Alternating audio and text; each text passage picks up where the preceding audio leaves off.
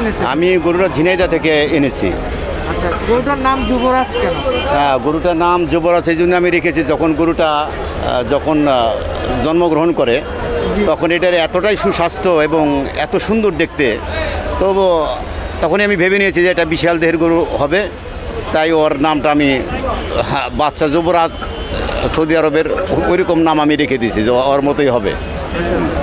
তো এটা কি জাতের গরু? এটা হচ্ছে ফ্রিজিয়ান।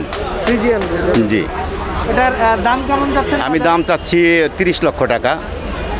অলরেডি 14 লাখ টাকা বলছে, কিন্তু আমি পরে ওই ভদ্রলোক আমার ফোন নাম্বার নিয়ে গেছে, বলে আলোচনা সাপেক্ষে কথা বলবে। এটার ওজন কেমন হবে? এটা ওজন আছে 50 মণের উপরে। 50-15? হ্যাঁ। আর এটা কতদিন থেকে লালন পালন? এটা আমার এখন বয়স হচ্ছে 4.5 বছর। মানে আপনার ফার্মের? জি, আমার খামারে। ফার্মের নাম কি? Abdul agro and dairy farm. আর গরুটাকে কি কি খাওয়াচ্ছেন? এটা গরুটা আসলে সম্পূর্ণ মানে দেশি প্রক্রিয়ায়, মানে ন্যাচারাল খাবার খাওয়াইয়া গরুটাকে করা হয়েছে, একদম দেশীয় খাবার, কোনো ফিড জাতীয় খাবার আমার এই গরু কখনো খায়নি।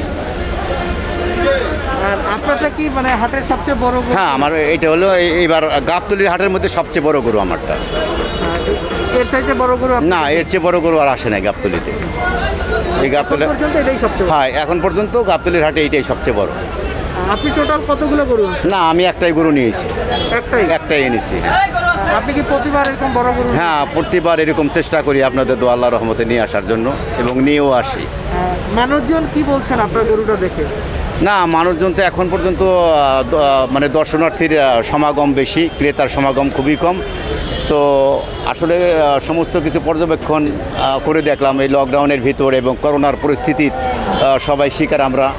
তারপরে এর মধ্যে আমরা যতটুকু আশানুরূপ ফল পাবো, সেই আশানুরূপ আমরা পাবো না। আমরা টাকা চেয়েছি 30 লক্ষ টাকা, কিন্তু ওই দাম তো আর পাবো না।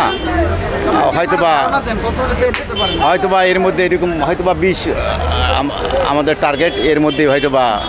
এবার কি গরুর দাম বেশি না কম? না, এবার তুলনামূলকভাবে গরুর দাম, বড় গরুর দাম খুব কম বলতেছে, এবং ছোট গরুর দামগুলি অনেক বেশি, অনেক বেশি।